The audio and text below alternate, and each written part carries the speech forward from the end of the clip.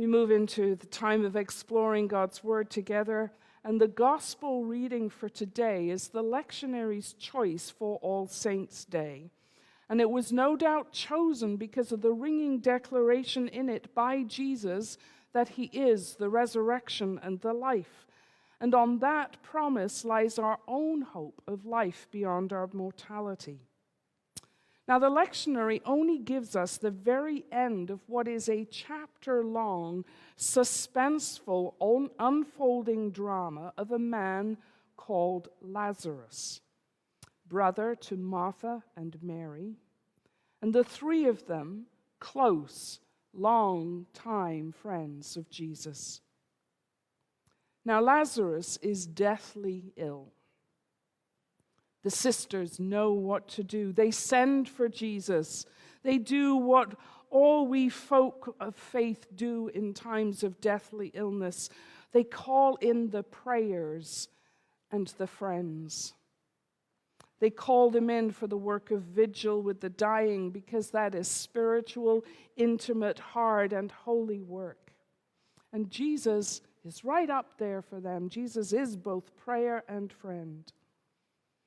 Now, the suspense of the narrative reaches breaking point when Jesus travels through Judea, through a threatening landscape, annoyingly, mysteriously calm and slow, while this impending death looms and all others are, as we would be, frantic with worry. The worst happens. Lazarus dies.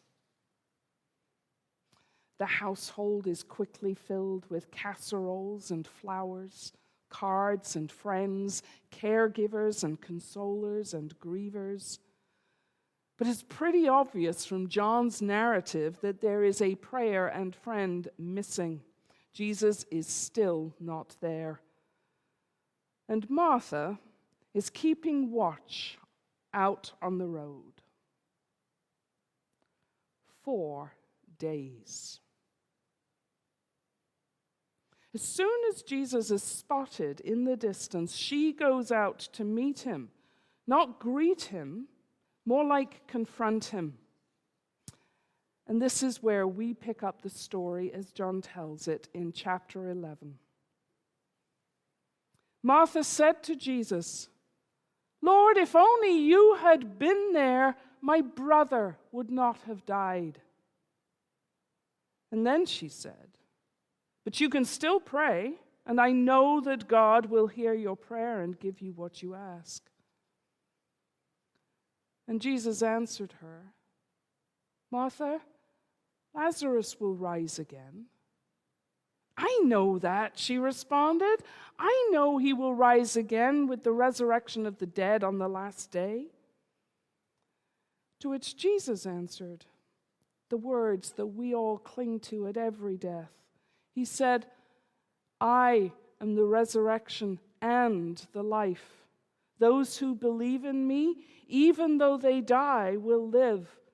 And those who truly live will never truly die." Do you trust this? Do you believe? Now, Mary too came out from their house, and she saw Jesus approaching, and she ran to him and fell at his feet and weeping, and also cried out to him, "Lord, if only you had been there, Lazarus would not have died." And as at her tears and at the tears of the mourners around her, Jesus too was greatly disturbed, deeply moved.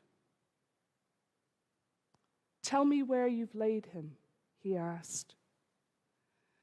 When they showed him the tomb closed fast, Jesus wept. And he said, "Roll that stone away."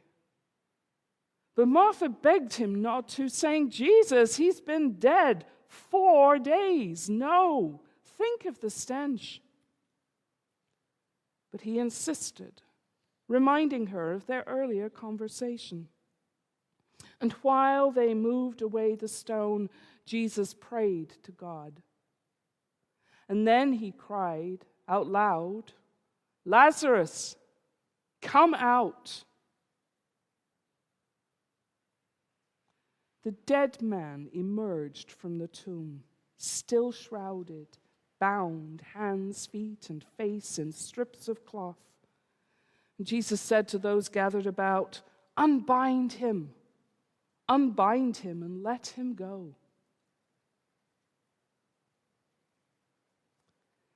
This is the good news of God in Jesus Christ. Thanks Thanks be to be to God. God.